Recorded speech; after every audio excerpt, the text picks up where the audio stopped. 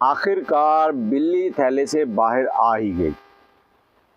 फैसलाबाद में सहाफ़ी की बीवी को दलाल ले गए। उस सारे मामले का जो मसले का जो हल है वो निकल चुका है।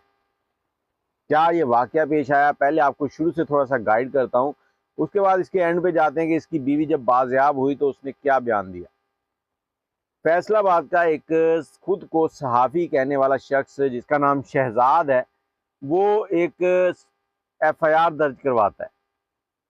अब एफआईआर दर्ज करवाता है वो 21 जून को, और उस एफआईआर में क्या लिखा होता है कि मैं, मेरी बीवी और मेरा एक दोस्त मजहर, हम तीनों मिलकर एक स्टिंग ऑपरेशन करना चाहते थे। किस बारे में? फांसी के अड्डों के बारे में। तो मैंने 9 जून को अपनी बीवी को साथ लिया और उसको एक स्पाई कैमरा लगाया। लगाने के बाद हम गए हैं कोस्तान चौक पे। वहाँ पर साथ में कुछ मसाज सेंटर हैं, कुछ होटल्स हैं और लोगों की आमदोरफ्त है। मैंने उसको वहाँ चौक में खड़ा किया। उसके बाद मैं थोड़ी सी रैकी करने के लिए आगे गया हूँ लोगों से पूछने के लिए। तो पूछने के बाद जैसे ही मैं वापस आया हूँ तो मुझे मेरी बीवी वहाँ पर मौजूद नहीं मिली। लिहाजा मेरी तरफ से दरख्वास्त लिखी जाए कि मेरी बीवी को वहाँ के जो दलाल हैं वो गलतकारी के चक्कर में वहाँ से उठाकर ले गए। अब सबसे पहला सवाल ये कि 9 जून को वाक़या हुआ और वो रिपोर्ट दर्ज करवा रहा है 21 जून को जाके। अब पुलिस ने रिपोर्ट दर्ज कर ली, सवाल जवाब तो हुए, लेकिन उसके बाद पुलिस ने उसको ढूंढना शुरू कर दिया। अब यहाँ पर मैं ये कहना चाहता हूँ कि बड़े बड़े सहाफ़ी जो है ना, ये इस माफिया के खिलाफ नहीं लड़ पाते।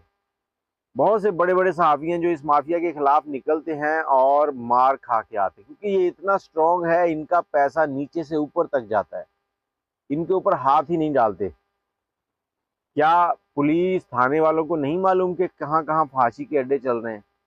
सब मालूम होता है, लेकिन वो उस तरफ मुंह ही नहीं करते क्योंकि पैसा लगा होता है। अब इस शख्स के कहने पर जब इसकी बीवी को तलाश करना शुरू कर दिया, उसके मोबाइल को लोकेट करना शुरू किया, तो मोबाइल को ट्रेस करने के बाद जगह जगह छापे मारे गए और लास्ट में जाकर पता चला कि वो बीवी इसकी जो है वो अपनी मैके बैठी है। अब वहाँ से बीवी को गिरफ्तार किया गया, गिरफ्तार करके मतलब बाजियाब किया गया और लाया गया मजिस्ट्रेट के सामने। मजिस्ट्रेट के सामने उसने अपना बयान रिकॉर्ड करवाना था 164 का।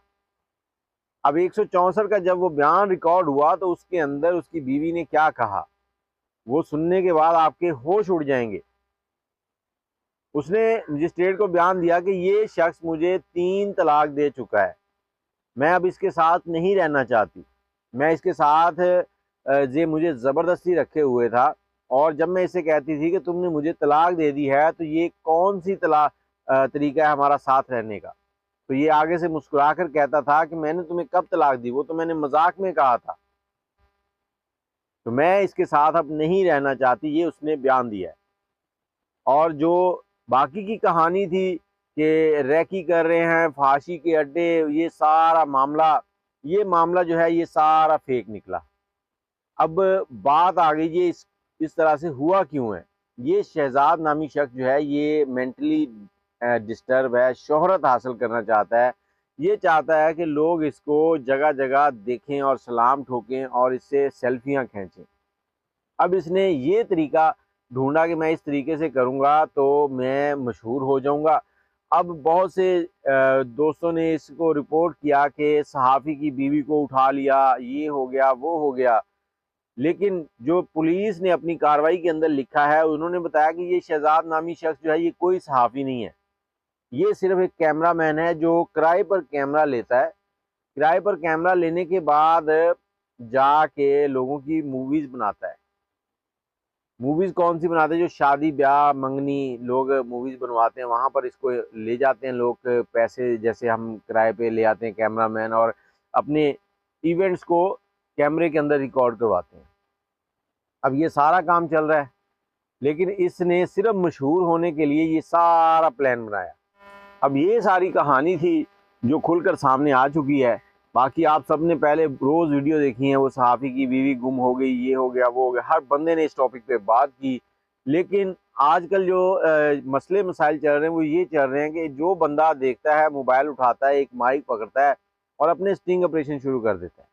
वो नहीं देखता कि हमें कहाँ पर इजाज़त लेनी चाहिए, कहाँ इजाज़त नहीं लेनी चाहिए, तो ये सारे मामला गड़बड़ हो जाते हैं। अपना ख्याल रखें, कोई भी आपने रिकॉर्डिंग करनी है तो पहले उस जगह के मालकान जो हैं उनसे बातचीत करें। अगर आप कोई स्टिंग ऑपरेशन करना चाहते हैं तो आपके साथ पुलिस की नफरी होनी चाहिए, डीपीओ साहब को मालूम होना चाहिए, फिर जाके काम करें। अब इस वीडियो को सुनाने का मकसद ये है कि इस शख्स ने तो ये बेहुदा काम कर लिया है, अब बहुत से लोग इस कहानी को देखकर बहुत से स्टिंग ऑपरेशन शुरू कर देंगे। तो लोगों को क्या मैसेज दिया जा रहा है?